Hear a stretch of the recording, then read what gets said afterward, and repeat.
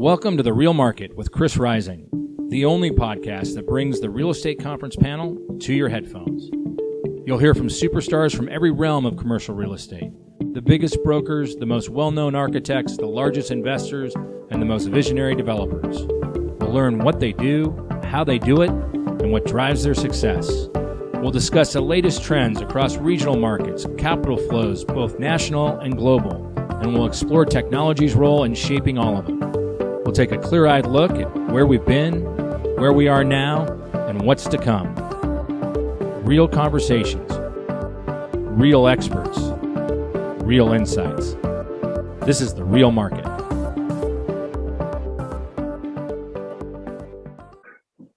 Welcome to The Real Market. I'm really excited to have Jean Paul Wardy here with me today. Jean Paul has been in the retail side of the real estate business for his whole career.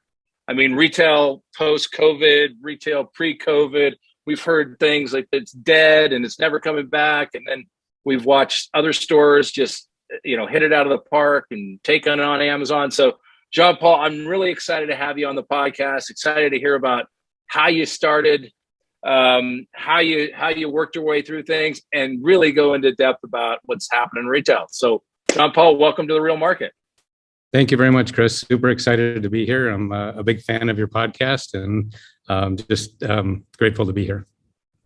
Well, what I love about having you here is you've built your reputation. You're fairly well known within the circles of ICSC and Southern California real estate and Western U.S. real estate. However, one of the great things about having kids as they get older, you and I met on a bench watching our daughters play club volleyball. So it was a pretty cool way to meet you and get to know you and bring you here onto the podcast. So kind of a cool way we met, not at a cocktail party, but watching our daughters play volleyball. Yeah, you can't get much better than that. Well, why don't you tell the audience, tell us a little bit about yourself and a little bit about your company and what you're doing right now. And then we'll kind of weave our way through a whole story. But why don't you introduce yourself to the audience? I'll tell you how I got started in the retail business. My dad was a retailer, so I used to work for him during the summers. And I always loved the retail business. Being an actual retailer felt very passive to me. I always felt like you were waiting for the customer to come in. And my dad had a store in Fashion Island. So lunchtime, I used to walk around and I was really excited about seeing new stores and new things come about. And so when I was a sophomore in college, I got an internship for a company called Alexander Hagen, and they built a lot of grocery anchored centers. And I remember when I was interviewed, the person that interviewed me asked me a bunch of questions of all the things that, do you know how to do this, that, or the other? And I really didn't know how to do any of them, but I was fortunate enough to land an internship, and I never left. So I spent 9 years there. I met my business partner, Fred Browning. He and I have worked together now for 32 years. You can believe that. Wow. So it's been a great partnership. And he and I were there until the Alexander Hagen company went public. And at the time, in 1993, and then Lazar Fair came and bought a big chunk of the company and started taking it in a little bit of a different direction. So Fred and I really wanted to get back to the roots of developing retail. And so he and I left in 1998 and started our own company. And it was Fred and I and his assistant. And so at that time, we teamed up with Oak Tree Capital as a partner, and they were kind enough to fund our operation and help us get started. And so we were able to do that, and we built some great projects together. And then in 2004, we decided to, a lot of things aligned, and we looked for kind of a longer term capital source. So we teamed up with another institutional pension fund. So that was 18 years ago. So they've been our partner ever since. And we went from about 8 people at that time to about 160 today. And we've just been super fortunate to be in the markets we're in. So the company's in Oregon, Washington, Utah, Idaho, and California. And so just great markets to be in. Well, there's a lot to unwrap in everything you just said there, from how you go from being a young person in the business to, working at a company that goes public, which has its own things, and then leaving. I love our friends at Oak Tree, but I can imagine that after a couple of years, their cost of capital was wearing on you. So I can imagine that finding another capital source was probably a good thing. So let's kind of take all that, put it to the side, and just go back to what you were first talking about. You were your parents, your father was in retail. You grew up watching it. Wasn't that enough to say, why on earth would I ever want to own any retail? Well, it was enough. My mom was actually in retail as well, and she had a manufacturing business. But it was enough to, I think, understand that, I think retail is the lifeblood of so many of these projects. It's really what creates community. It creates a place for people to come and gather as families. And so, I think once you have that in your blood, it's super hard to let it go. And, whenever I'm traveling with the family or we're together, being able to see what's new and exciting in a community, whether it's, and you'll get a kick out of this. I mean, we're always traveling with the kids for a volleyball tournament or whatever, but you always want to see what's the best coffee shop in the market, what's the best grocery store, what's the most exciting, restaurants, because every community has its own distinct flavor and its own distinct, character. And so being able to see that, and how do we bring those kind of best of class operators into our projects? Yeah. So, but let me ask you this on a kind of a 30,000 foot looking down. Retail has gotten a lot of negative press, I would say. Up until recently, it was more negative than office, but clearly office is the more negative these days. But what would you say? Like, why would people have the impression that retail is negative? And then, what were those factors out there? But yet you've gone through the pandemic and things have gone very well for you. So why is there this overall generalization that retail is a negative thing, but yet the reality is you guys have been very successful? Well, I think if you look at, why there have been so much negative press around retail, you've had a lot of bankruptcies, you've had a lot of store closures, but in a lot of cases, those were, some of the larger retailers, they were bought by institutions that took on a lot of debt. The retail business for a long time has been perceived as a very steady business. So it was a business where you could, take a public company private, put a lot of debt on it. And if things went well, the investors could do very well. But if you look at a lot of the retailers that have gone bankrupt, a lot of it was capital structure. Toys R Us is a great example. They just took on too much debt and got into a downturn and didn't really have the flexibility to be able to weather it. And there's a lot of stories like that.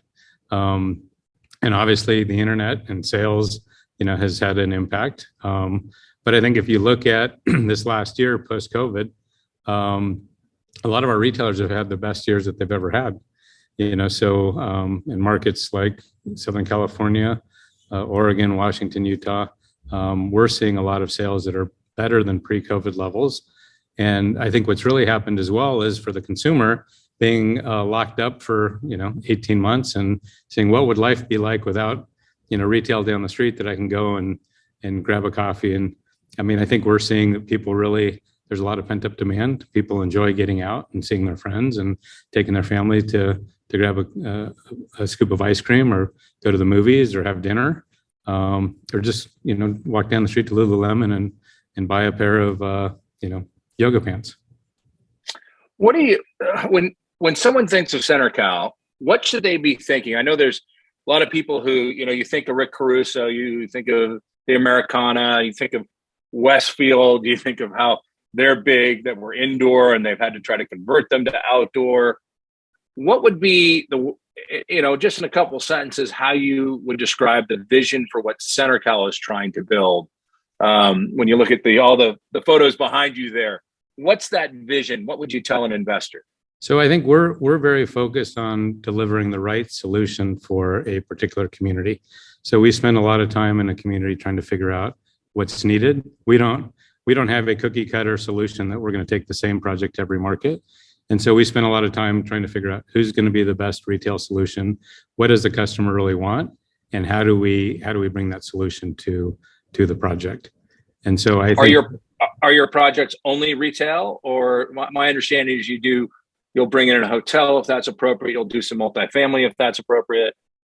We feel, Chris, that having a great retail base is important because that's really what creates community. And then we add other components to it where we think we can add value to the overall project. Mm-hmm. So when you're looking at acquiring, are you trying to buy things that are entitled, or do you take entitlement risk? both. We've taken entitlement risk. We've been very successful in projects where we've done that. We've also taken entitlement risk and not been so successful. But a lot of times, we are very focused on trying to understand what the community wants and how do we create something that is in need that's going to be a win-win for everybody.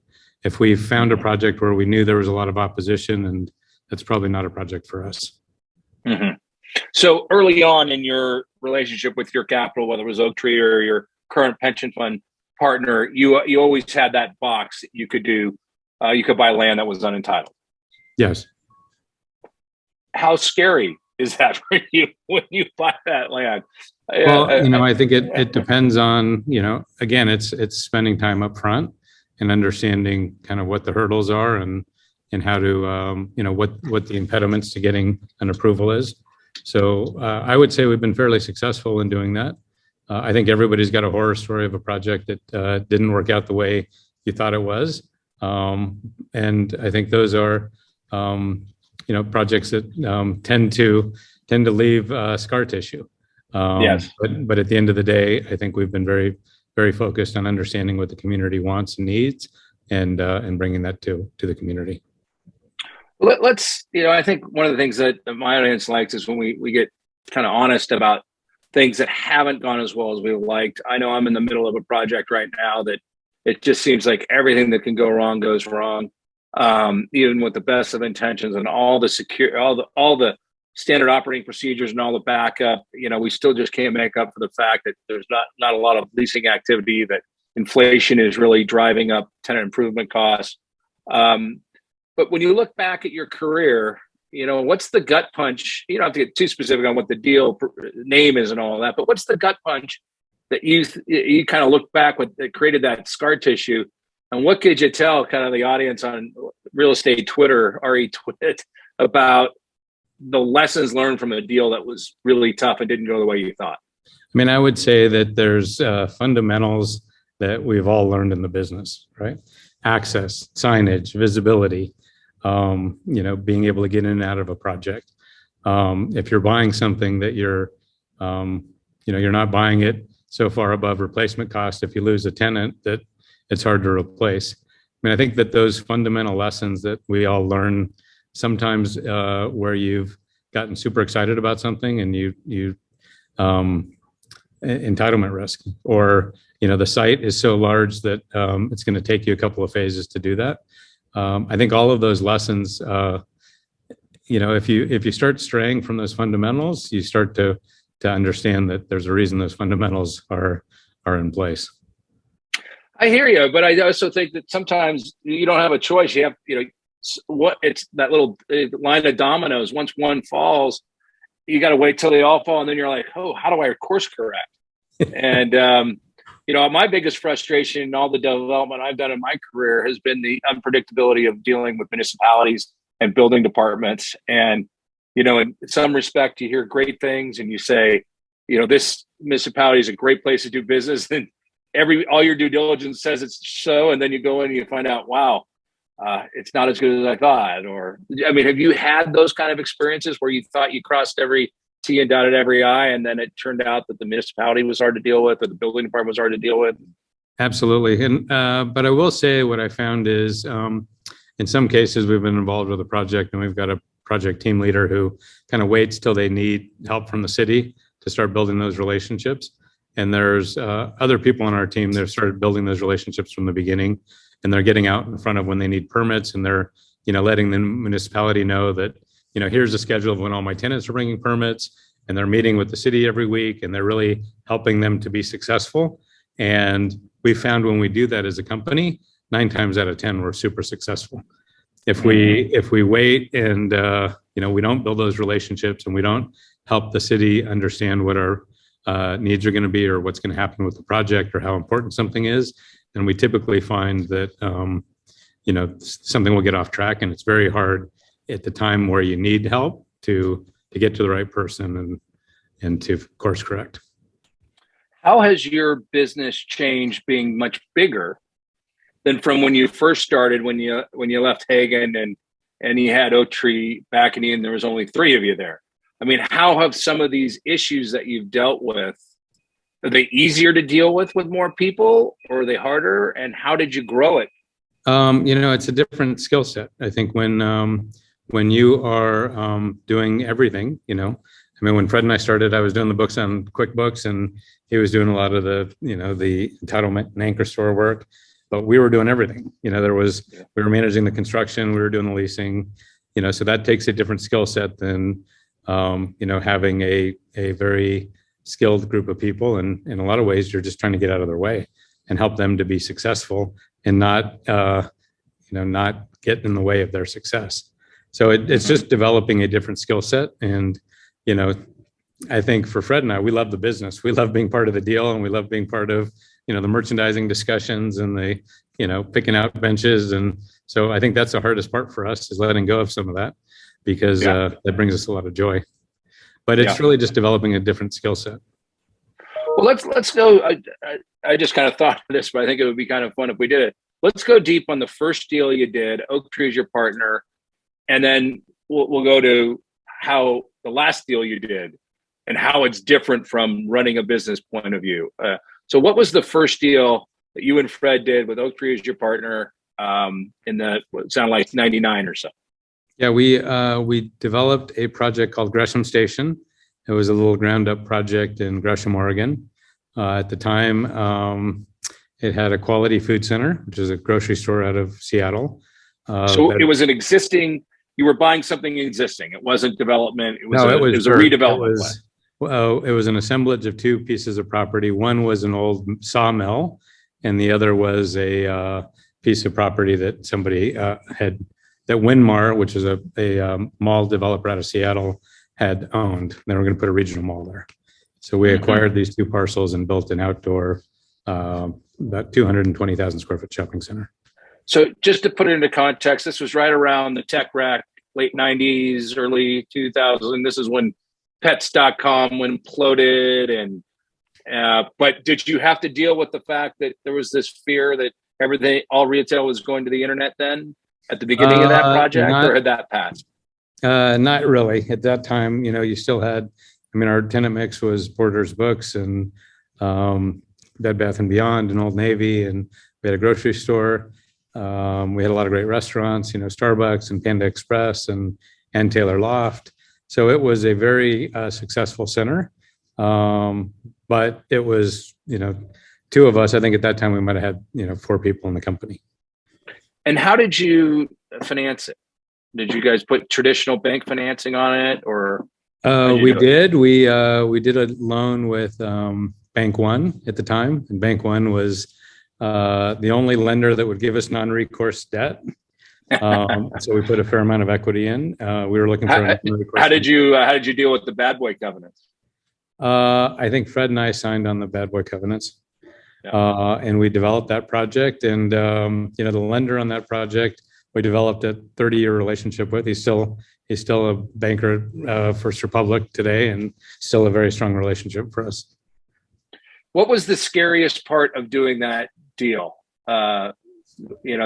First of all, did you have income when you left? Personal income, because you had started a family at that point, or maybe not. Maybe you were just getting close to starting a family. But how did you deal with, hey, I got a full-time job, I'm a W-2, I'm going to take this risk with Fred, and we're going to have this equity partner. How did you do it? It was for me, it was easy. I was single at the time. I had a little apartment, or I think I had a condo in Hermosa Beach. And if something happened, my opportunity cost was fairly small. I always had a tremendous amount of respect for Fred, because he was a very seasoned executive at a publicly traded company. And he gave all that up to, on a hope and a dream with a kid that was at the time, I think 28 years old. So it was he and I. And so I think it took a lot more courage and guts for Fred than for me, because if I always thought of it, if I did a face plant, it wouldn't be that hard to, I wasn't lifting up far from where I was.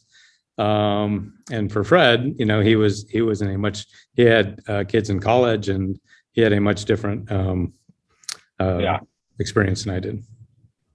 So what was there a lesson out of that first deal, or lessons plural, that you took that has been part of your company ever since?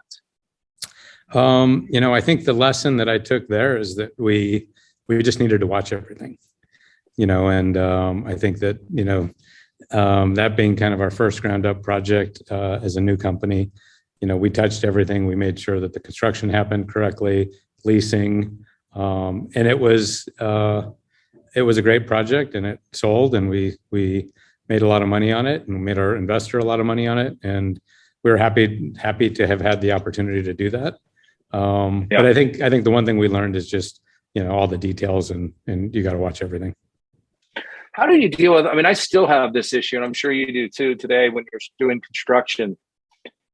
Once you start, you start, and if things start to cost more or the timeline goes longer, it's hard to put the genie back in the bottle. What have you learned over the years as you're doing a construction part? So it could be a redevelopment, it could be a value add project, but what have you learned? Not necessarily like a software or something like that, but what have you learned about the construction process that you think is the most important piece? The most important thing: finish the drawings. I agree with that. Because we've convinced ourselves in projects in the past we're gonna start grading, and we'll do a GMP for this, and then we'll do and at the end of the day, what I found is you just got to buckle down, get the drawings done, get it all bought out, and it's 10 times easier. What have you learned about dealing with cities since that first deal, whether it's the building department or entitlement or all? What have you learned about dealing with those kind of necessary but sometimes bureaucratic pieces of the puzzle? What have you learned about what you have to do consistently that came out of maybe that first project or your first couple projects?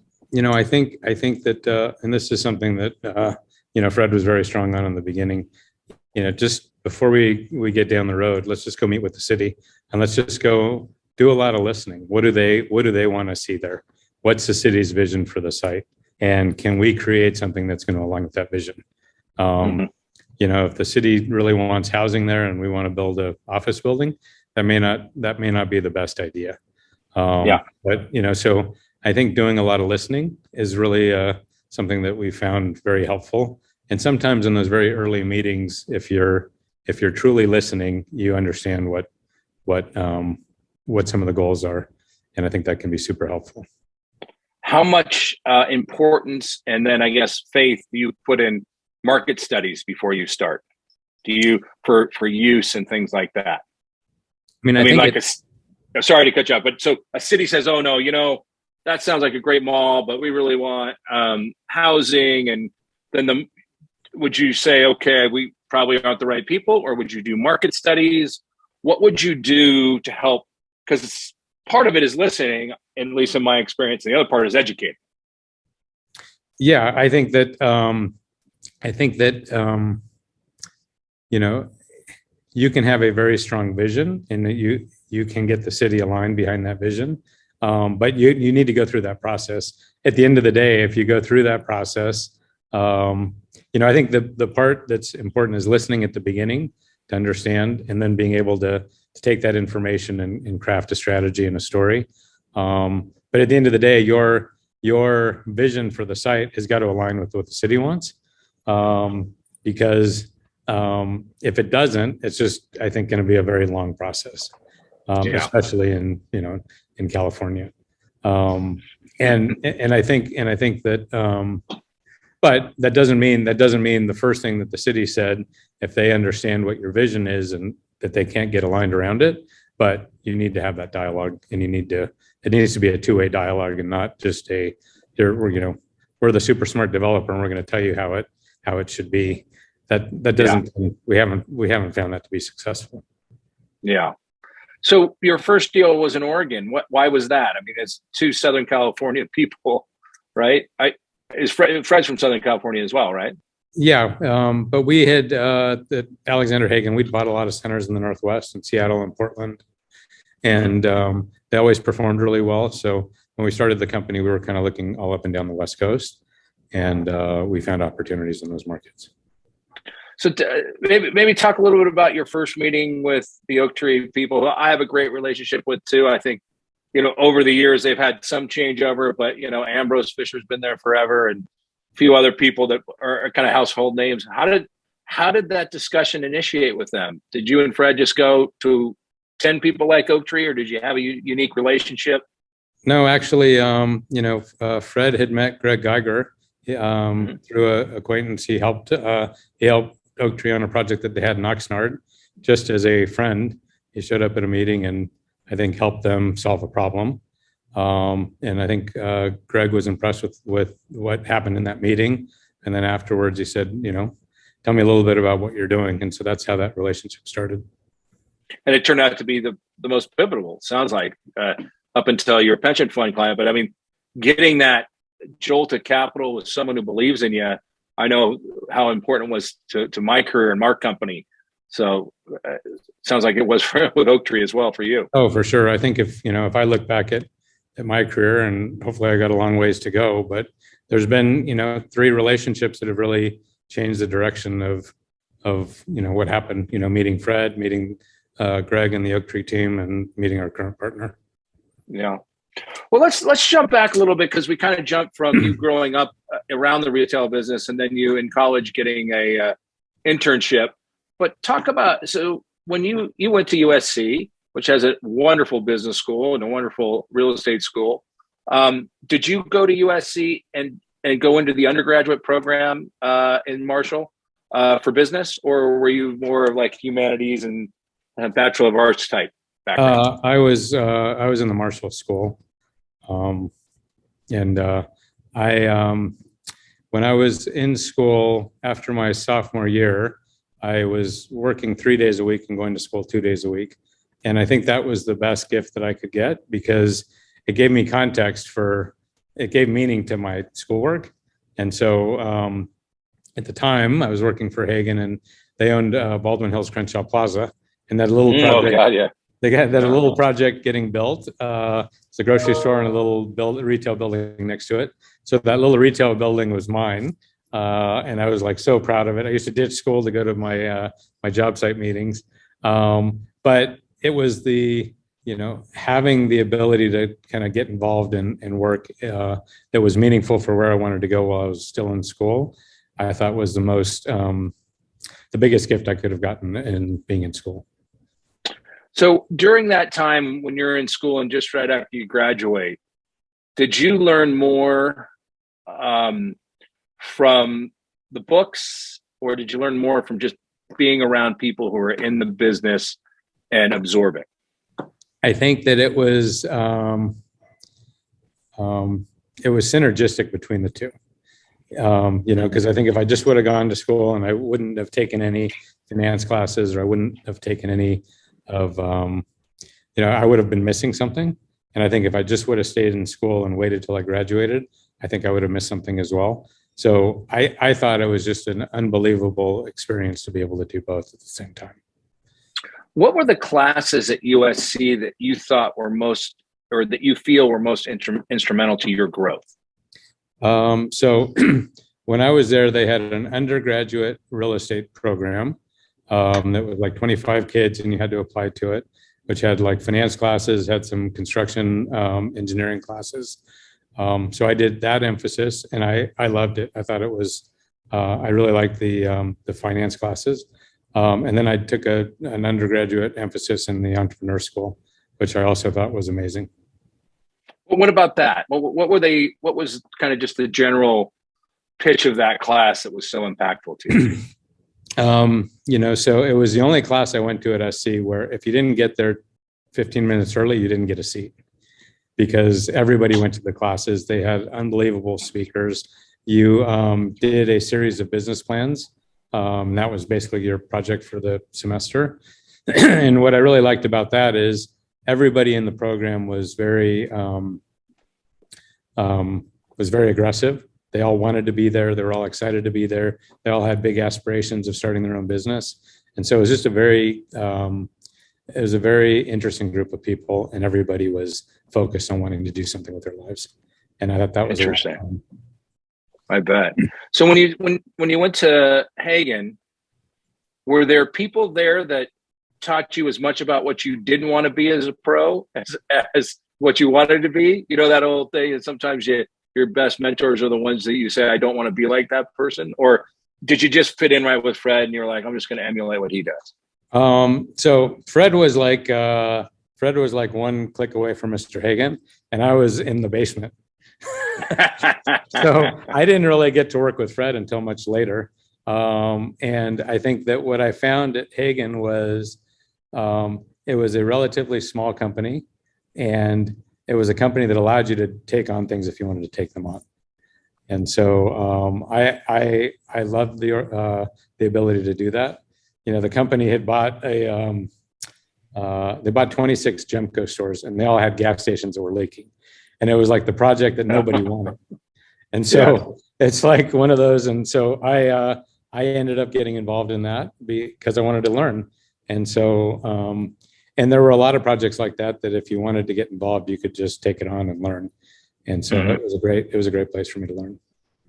Well, I'd love to tell you, I have no idea what it's like to have a site that has a fuel tank that leaks, but unfortunately I do. And they are not fun. And, they take a long time, and there's lots of levels of approval. I would have thought you could still be dealing with some of those.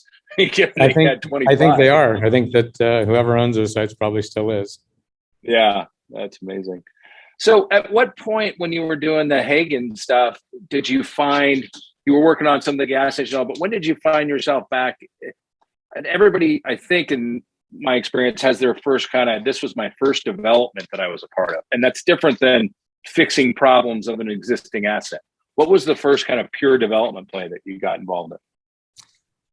I think at Hagen, I'm trying to think, a lot of the projects were, at that time, the company had just gone public. So most of the things that I was working on were acquisitions. So we were buying a lot of centers. We probably bought, 20 centers in between Seattle and Portland. So a lot of what I was doing kind of right before I left was acquisitions. Mm-hmm. And at that time, I mean, their software was at its infancy. Were you doing most of your modeling on Excel on a desktop computer? Yeah, it was all Excel. I mean, Argus was just coming into its own, but most of the projects we were looking at, we had built a kind of an in-house Excel model. And they were all very desktop based, right? This is before the laptop really allowed some mobility, and obviously way before iPhones and iPads. So a lot of late nights running numbers and hoping that saved correctly. I remember those days.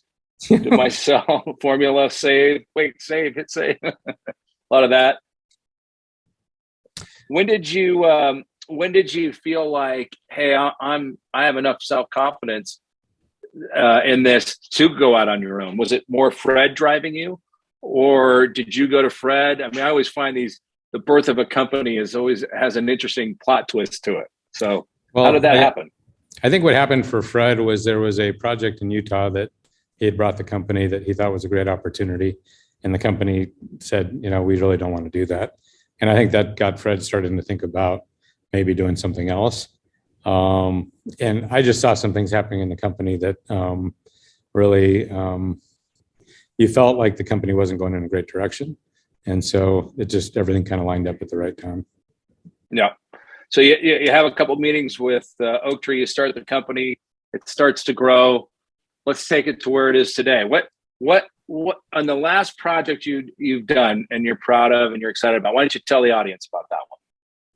Sure. So, locally, on Monday, we did a little project in El Segundo called Top Golf. So that was the last project for us to do. So we're we're super excited about that. It's a fairly small project.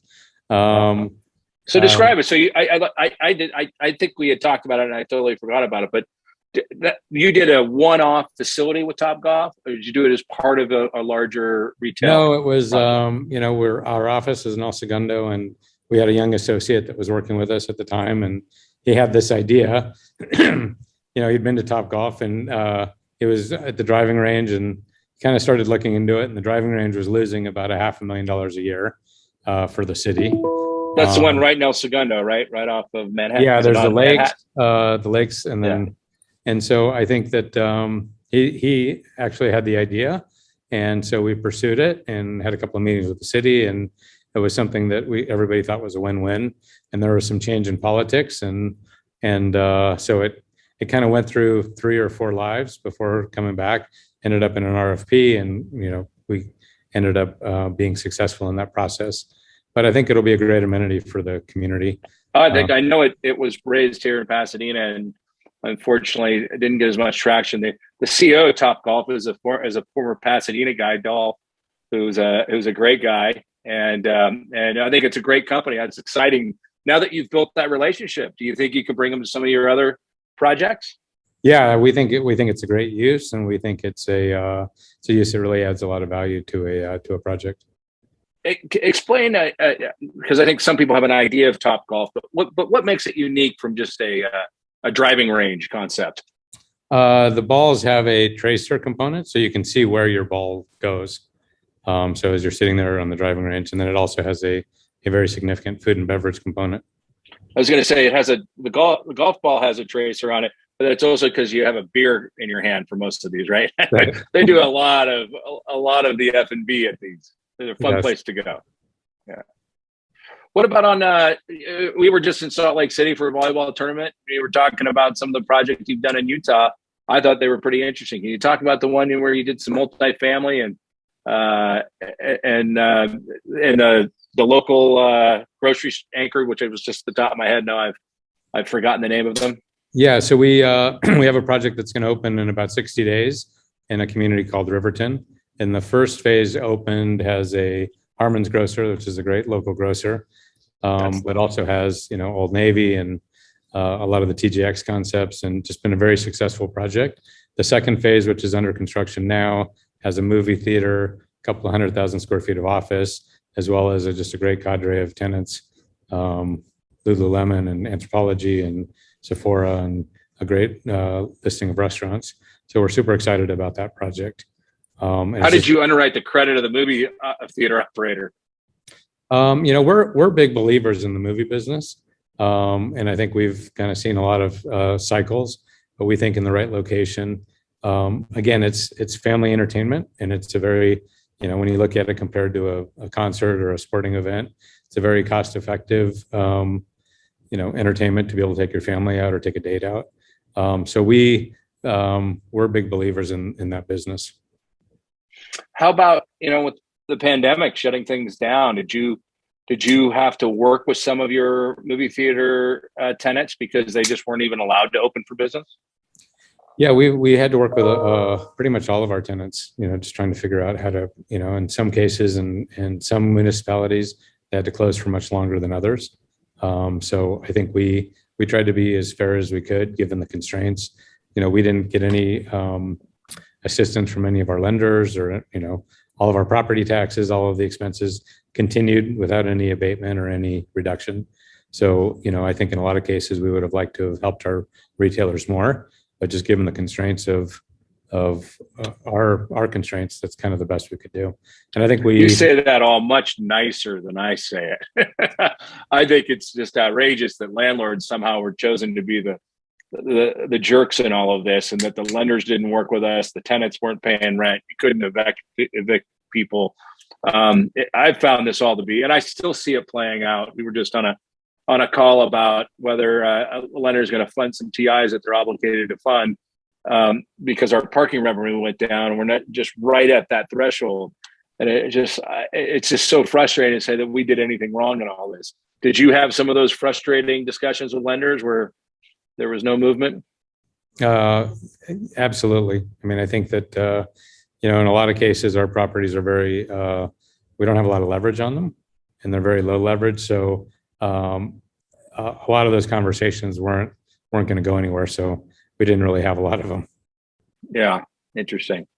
Well, as your company's grown, obviously starting in the late 90s, early 2000s, desktops and that kind of technology was there, but today is a whole different world.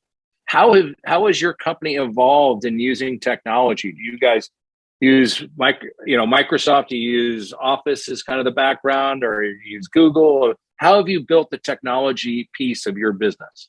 So I think that we're kind of a Microsoft organization. We're evolving to Teams on a lot of what we're doing. We still use Zoom a lot, just because I think people are used to it. But we have a lot of, we use PlanGrid for a lot of our drawings. People have iPads, and just being able to access information quickly is super important to us. We think that there's a lot of value in being able to have people have access to what they're doing. We use something called Smartsheet a lot, again, just to be able to track information and make good decisions. Mm-hmm. Are you a believer in either work from home or hybrid work, or do you think at least the retail development side of the business needs an office and needs that collaboration?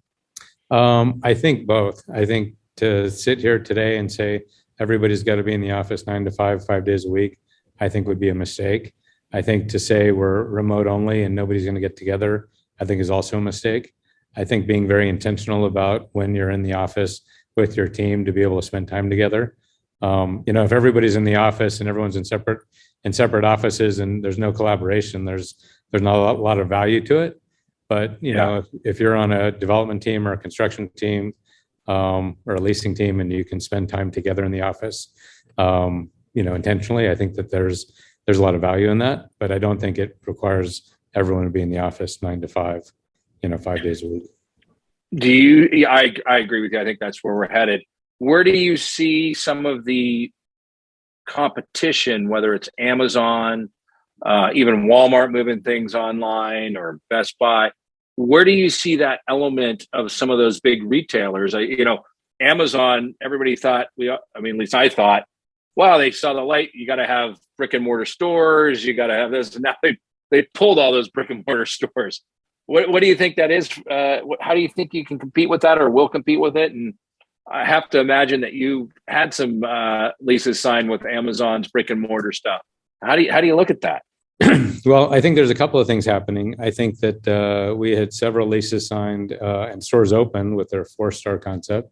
And I thought it was a great concept. It was doing very well in the centers we had. And I think it also was it's a great addition to the tenant mix. In a lot of cases, in those centers, they're grocery anchored centers. You didn't have a Best Buy. So there's a lot of things you could get in those stores that you couldn't get anywhere else in the projects. And so we were sad to see them leave. I think that they are, still building a lot of grocery stores, and I think that they're doing very well with that, and they're continuing to do that. I think that they have a new style store that's going to open at the Americana. So, and I think that's going to be a great addition. So I wouldn't say that they are getting out of the brick and mortar business. I think they just decided that was those stores were not something that they could grow to a scale that made sense for them. Well, they certainly don't seem to have, their history as a company, with the idea they don't think it's working, they have no problem saying it didn't work and taking the loss. I think we discussed this too. I had Jim Dallavue on, and he talked, who's somewhat of a competitor of yours, but they do a lot with some of those Amazon stores that are designed for the grab and go and things like that. Just the amount of TIs, tenant improvements, that the Amazons of the world are putting in with technology is amazing to me. Would make me think that tenants are stickier today than maybe in the past because of their need for the technology. Is that a true statement? Or outside of Amazon being willing to take a loss, are you finding your tenants, the retail tenants, putting significant technology and things like into their stores such that they're stickier as a tenant? I think it's probably no different than it's ever been. If it's a successful store for them, they're going to stay and prosper. If the store's not working for them, I think it's just not working for them, and and they're probably, if they've invested a little more in technology, it's probably not going to make the difference between whether they stay or go. Mm-hmm. Interesting. What has been your most surprising tenant in your years in business that you felt you got blindsided on of them basically not paying rent and moving out? I'm not saying the whole company goes bankrupt, maybe that's it, but do you have a story around oh my God, I can't believe they just closed their store? That's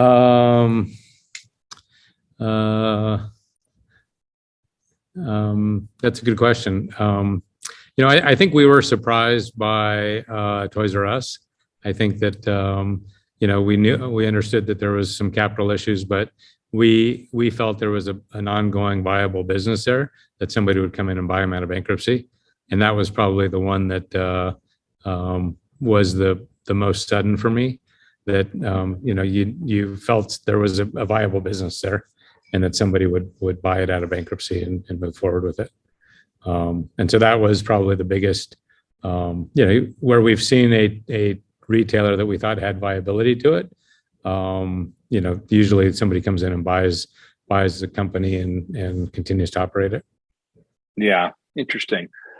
When you looked at your tenant mix, the one thing we haven't talked about, how do you look at food options and how they relate to the more physical retail stores? Do you spend a lot of time envisioning a project and how you're going to, and what food concepts you put in and how it's going to work? And how do you go from it would be great if we had these 5 restaurants and these 5 retailers, but you can't always make all that happen. So how do you look at the mix between restaurants and retail? Well, in a lot of cases, we're starting with the restaurants. Today, I would say the food offering is as important as the retail offering. And in a lot of cases for your more sought after retailers, the first thing they want to understand is, what's the food offering? So for example, who's your coffee operator? Is it Starbucks, and that's going to take your project in a certain direction? Or is it, Cafe Lux or, Red Bay, or, who's your coffee operator? It really starts to set the tone. Something as simple as who you're picking for a 1,200 square foot tenant is really going to start to set the direction for your project. Are you going to lease to Yard House or a great local brewery? And so, there's pluses and minuses to how you develop your tenant mix, but it's really going to develop into what's the position in the market you want to be, and who are you telling your consumer you want to be. Interesting. So this is kind of a post-pandemic question, but in my career, conferences have been very important to how I do business, and whether it's from people on our side, the architects, the construction people, to the tenant side. Obviously, in your business, ICSC was hugely important for many, many years. What do you think post-pandemic? Do you think those big conferences are going to come back to prominence the way they once were? Or do you think that a lot of that kind of interaction has moved offline or just to one-on-one outside of a big conference? I think that, we'll see. We have, ULI coming up next week. And I think from what I can tell, it's going to be very well attended. And a lot of people are very excited to be able to get together again and see each other. And I think ICSC, from what we're hearing from our leasing team, is going to be also very well attended. A lot of excitement, a lot of people that want to get back out and, have meetings and see each other in person. Interesting. So as you look at, because I got, the reason I asked that question, when I was a young person and I was working for John Cushman, he was a big proponent of FaceTime and everything you do. Big proponent. You got to get out and you got to get in front of people. When I talk to young people today, if you're not saying that you're willing to at least let them work at home 2 days a week, it's hard to hire young talent. How do you think this all plays out? Do you think that our world goes back to a face-to-face world where developers need to be in front of people? Do you think it's going to be more of a video-based world? I'm not talking about your company. I'm talking about how you get deals done and how you make relationships. I think it's like anything, it's that building a connection, building relationships is the lifeblood of our business. And so I think, if you have a group of young people, if you have, 5 leasing people on your team and 2 of them are subscribing to the idea that they're going to get out, they're going to get in their car and they're going to drive out and meet the local coffee operator and build a relationship with them. And you have, 3 people that are going to send a text and try to negotiate a deal that way. I think over time, you're going to see the people that are building those connections and those relationships be much more successful. And the people that are trying to do it all via text messaging are going to find out that they're getting left behind. And I think that will naturally correct itself. So when a 23 or 24-year-old college graduate comes to you and says, Jean Paul, I just want to be you in 20 years, what kind of advice would you give them? I would say you have to find something that you love doing. If you are interested in retail and you don't like shopping, it's probably not the business for you. If on a weekend you don't want to go see what, and a new retailer opened and you don't want to get in your car and go see it because it's interesting and it's new, you probably shouldn't be in the retail business, because it's all about details. And if you don't understand what your retailers are doing and you don't understand kind of what they're trying to accomplish, you're not going to be successful. If you're just, moving things around and saying, oh, that's a coffee guy, and you're not taking the time to go, taste his coffee or her coffee and understand kind of what they're doing and go meet with the owner and understand what they're trying to do, you're not going to be successful. And a lot of people might say, why do I want to take that time and why do I want to do all that? I just want to get deals done.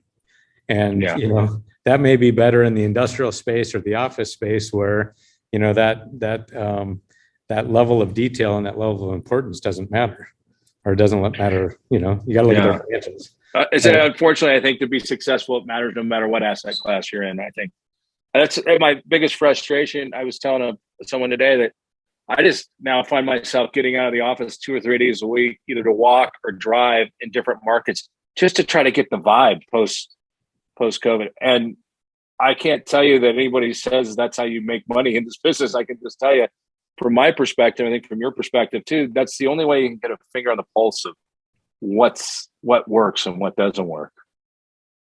Let me ask you this: as hard as you work, you have a daughter the same age as my 2 daughters, and our sons are similar in age. Your son's in 8th grade. And you have a wonderful wife who I've known since high school. How do you do all this stuff?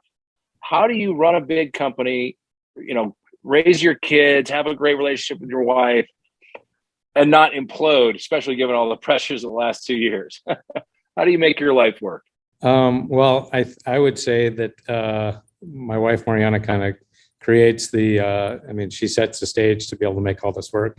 She keeps us all organized. And, I think it's for us, it's spending time together and spending time with our kids, and that's, so if I have the opportunity to go to Chicago with my daughter and that's kind of what I want to do. I'm super excited about it, and we're going to go and we're going to have a great time.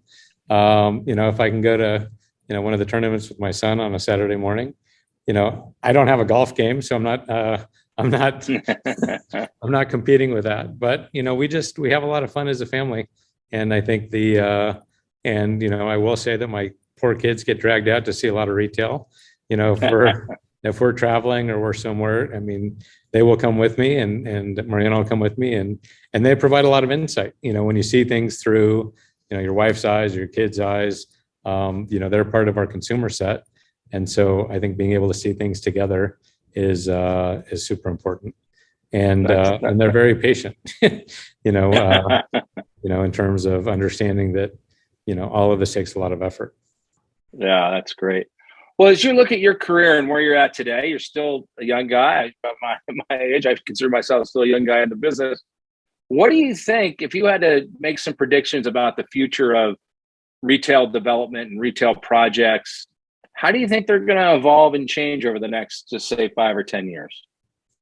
I think that the one thing that is for certain is customers' taste continues to evolve and change. And they become, it's just a reflection of how they live their lives.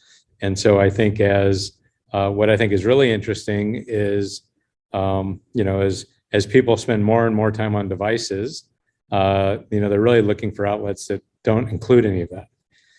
So if you're a 15-year-old kid and you're always on a phone or you want to get out and you want to see things and you want to spend time with others. I think our business is really evolving to a retail driven, but most of the projects we're doing now have residential. Land cost is becoming so expensive. It's hard to build a ground up retail project that's strictly retail today, unless you're far outside the ring of where the population is. So most of our projects have a mixed use component to them. We're super excited about that because adding that vibrancy of residential, helps the retail. Having a Whole Foods or a Trader Joe's on the ground floor, helps the apartments. So we're super excited about the projects we're working on. But I think that I don't feel that retail is going away anytime soon, and I don't think physical space is going away anytime soon. It's really too convenient. Yeah, and how do you see like the Instacarts of the world and the Uber Eats? I mean, is that just going to be an ancillary component, or do you think you're going to start building things that make it easier for those delivery services to access those stores to bring things to people's home? Basically, do you look at Instacart and Uber Eats as the enemy, or are you gonna try to make them part of the business? No, we think all of those additional revenue sources for our retailers, help sustain them and help them be successful. And we're going to do everything we can as a landlord to help them be successful. So if that means we're going to add, drive-up lanes, we're going to add outdoor seating areas, we're going to add,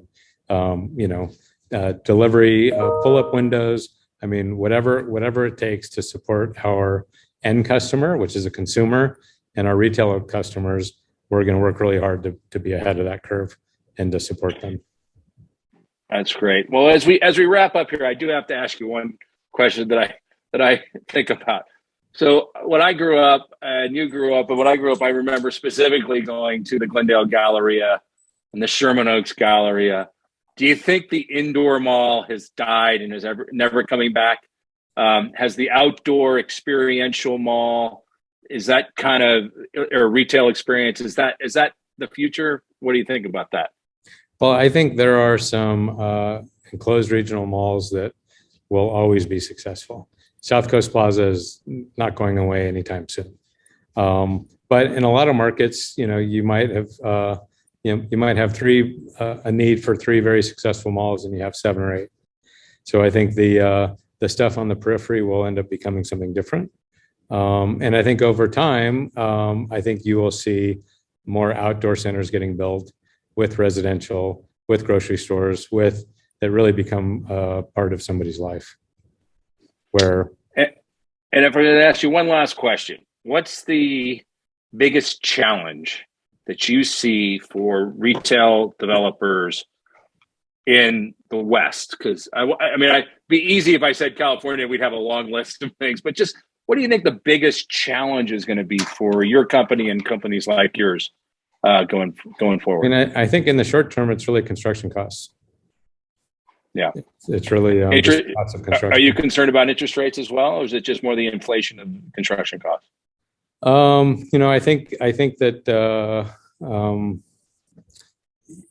of course we're worried about interest rates, but I think if we can get costs under control, we can support a little bit higher interest rate in terms of our construction costs. Yeah. But right now we're just seeing a lot of escalation in construction that's very hard to predict and is creating opportunities that just are hard to deal with. Yeah, I think you hit it on the head. I think until we can get a grasp on if inflation stabilizing or going down, or is it still going on, it's just all over the place. And I found that it's not even within one particular, it's all over the place within particular things that we buy, whether it's steel, cement, or drywall. It's not like everything is skyrocketed, but some has and some hasn't.